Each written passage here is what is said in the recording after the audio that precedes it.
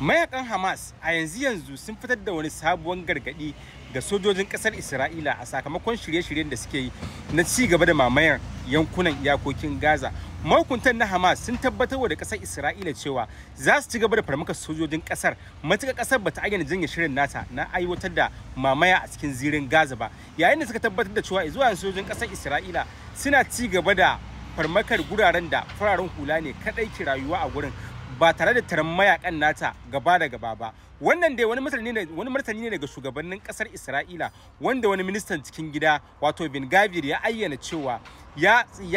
zama wajibi a aiwatar da cikakkiyar mamaya a cikin yankunan zirin Gaza, inda ya ayyana yunkurin shirin da mahukuntan kasashen duniya ke yi na ayyana Gaza a matsayin kasa mai cin yancin gashin kanta, ta inda ya ayyana a gaggawar kame dukkanin iyakoki da suka rage a cikin zirin na Gaza tare da tsara taswirar yadda za a gabatar da gine-gine domin mallake guraren baki daya, ta yanda a lokacin da Majalisar Ɗinkin Duniya ta fara gudanar da taronta wanda za a fara a cikin 9 ga wannan watan, ba za a samu wani fili ko kuma wani bangare da za a ayyana a matsayin wani guri mallakin kasar Gaza ba.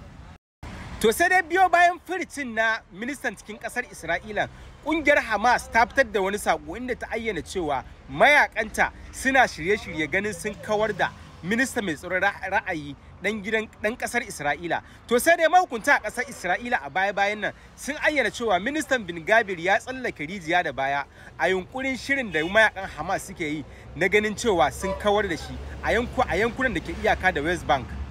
A baya-baya dai an ayyana cewa kasar Isra'ila ta shiga wani taro na masu ruwa da tsaki a kasar domin zartar da yadda za a gaggauta mamaye yankunan Falastinawa wanda suka yi saura a yanzu, yayin da mahukunta a kasar tare da haɗin gwiwar sojojin IDF suke ci gaba da aiki ba dare babu rana gurin ci gaba da rushe manya-manyan gine-gine da ke cikin yankunan na kasar Hamas.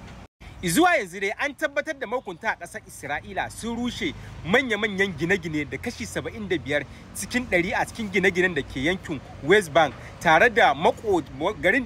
birnin da yake makotaka da yankin West Bank wanda ake kira da suna Zaitun, wanda zuwa yanzu aka tabbatar da rushe-rushen da sojojin ƙasar Isra'ila ya samar da babban gagarumin cikas, inda aka tabbatar da cewa gidaje da dama an rushe su, yayin da aka samu casualties kasancewar gidaje da yawa akwai mazauna a cikin gidan, inda ake ci gaba da rushe gidaje babu dare babu rana. So anan kuma fa gamar dambarwar harajin da shugaban kasar Amurka Trump ya ayyana akan wasu kasashe abokanan siyayyar kasar Amurka a sakamakon wani ƙwarƙwariyar hukunci da wata kota a ƙasar Amerika ta zartar, wanda ta hana shugaban ƙasar ta sarrafi da waɗannan tarin harajin tare da ayyana harajin a matsayin wani abu ba bisa ƙa'ida ba. Zuwa yanzu shugaban ƙasar Amurka Trump ya ayyana cewa matuƙar kotun ta bawa ƙudure-ƙudurensa cikas, to akwai tabbacin Amurkawa za su biya mafi girman haraji a tarihin ƙasar Amurka, inda ya tabbatar da tatso wannan haraji daga 'yan kasuwan ƙasar Amurka sakamakon abin da ya ayyana shi da kawo cikas daga babban kotun ƙasar, kasancewar ya ayyana samar da wannan haraji ne ga ƙasashen duniya. Sai dai zuwa yanzu kotun ta yi fatali da ƙudure-ƙuduren nasa, inda ya ayyana matuƙar aka samar da wannan cikas, to tabbas 'yan ƙasar Amerika ɗaiɗaiku da kuma manyan kamfanoni wannan harajin zai fito daga hannayensu.